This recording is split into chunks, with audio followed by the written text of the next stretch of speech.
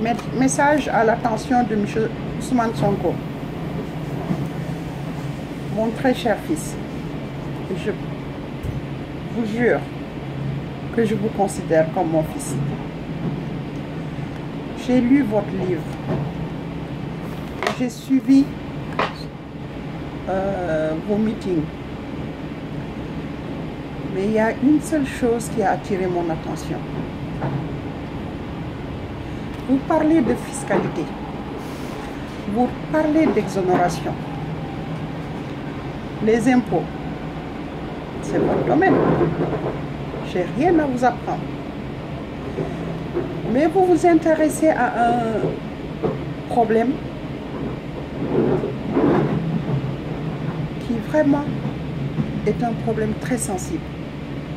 Vous parlez de pétrole, vous parlez de taxes, d'exonération. Mais on sait que les investisseurs étrangers, quand ils viennent dans un pays pour investir, ils sont exonérés pendant au moins quelques années. C'est partout dans le monde. Donc, pour les sociétés qui viennent, c'est normal qu'ils soient exonérés parce qu'ils cherchent. Et qui cherchent prend des risques. Et en prenant ces risques, ils ont le droit de demander d'être exonérés durant cette période. On n'a pas encore commencé à commercialiser ce pétrole. Et vous attirez l'attention du peuple que nous pouvons faire des bénéfices de milliards. Mais attendez, soyez patients, vous êtes jeunes, intelligents. Et ce que vous dites, il y a une vérité. Mais ce que moi, j'ai désapprouvé dans vos écrits, c'est qu'en aucun moment donné, vous n'avez donné des documents de vos collègues inspecteurs d'impôts, d'accord, qui s'enrichissent illicitement, et vous le savez. Donc si vous êtes blanc comme neige, je veux bien, mais vous savez très bien que vos collègues inspecteurs font de l'abus. Et pourquoi vous ne les dénoncez pas? C'est par là qu'il fallait commencer. Dossier par dossier, parce que vous les connaissez tous. Vous les connaissez tous.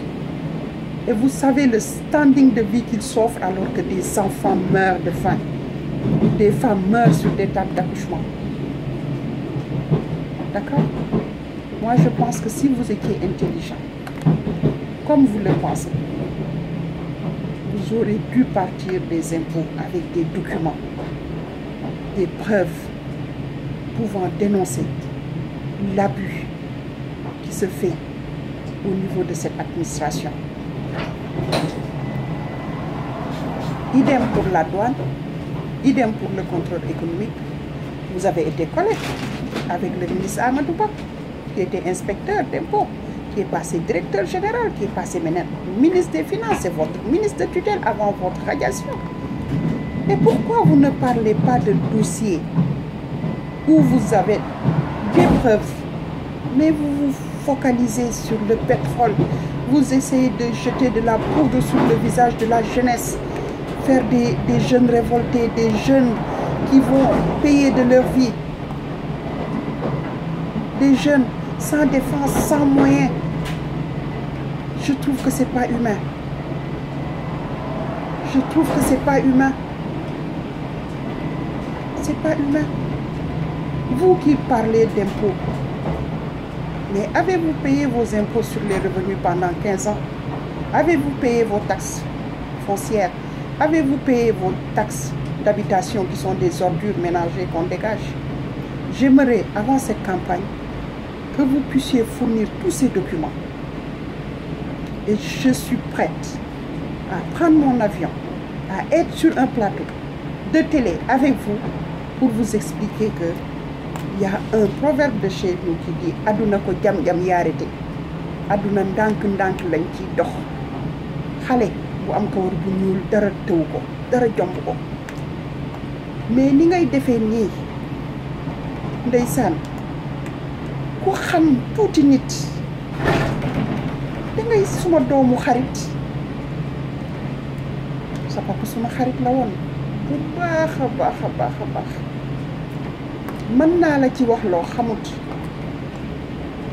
waaye gor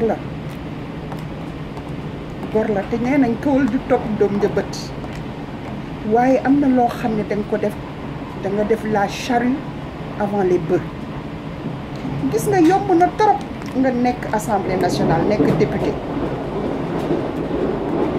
nga wax lu la neex bind lu la neex di jéem a nax xale yi ñuy topp sa ginnaaw te na nga xool ne seen bakkan mën na rot seetal ci soxna bii nga xam ne jël na ay meuble am génne ko pour dem teral la ndax nga toog ci siis bu baax c'est là où elle a manqué d'intelligence parce que booy campagne fañ yeneen militants yi toog foofu la sa responsable war a toog loolu la ñuy wax égalité loolu la ñuy wax fraternité mais du leen jël yéen def leen ci fauteuil ba pare di ay charretier pour ñu dellool ko ay meuble am bu fekkente ne ay banc yu mu luwee la woon xale yi dajale ko ñooñu duñu yegg ci biir néegam ba di jël bakkanam loolu métti na ma musuma jooy ba nga xam ne suma doom bu góor def ci mujj jaaxle ne ma ndax xam naa ko mën a ko déedéet waaye jëf ju ñaaw ji moo ma métti te lu baax la doon def kon na nga bàyyi xel ne xale yi di topp ci yow jigéen ñi góor ñi ñoom ñëpp seen bakkan mu ngi ci xottu gerte ñoom ñëpp seen bakkan mu ngi ci xottu gerte lu tax ma wax la ne seen bakkan mu ngi ci xottu gerte parce que yow da nga jéemoon profiter ci deewu ndaw si pour accuser d'une façon maquiller le gouvernement te man mi xam Macky Sall xam fullaam ak faydaam xam yërmandeem xam bugg yaay ndax bugg yaay ku bugg yaay rek bugg nga jigéen du jël bakkanu jigéen du jël bakkanu doomu jàmbur du jël bakkanu góor mënul nekk gis naa Macky mu sexween di ko nàmp gis naa Macky ci nguneem mën naa bind ci moom te mën naa teg sama loxo ci alxuraan wax la ne juum nga fa juum bu métti yàlla def procureur Seydi di sama doom ci xarañam ak police Sénégal ñu mën a xam ni faat ndaw si te maa ngi ñaan président Macky Sall nañu ko voté assemblée delloo si peine de mort Sénégal ku jël bakkan nga tey ko ñu jël sa bos parce que dama yaakaar ne nag lu ëpp tuuru ñi ñuy jël seen bakkan dañu am ndey am baay am njaboot dégg naa suma frère Atepa wax ko dans les réseaux sociaux et j'approuve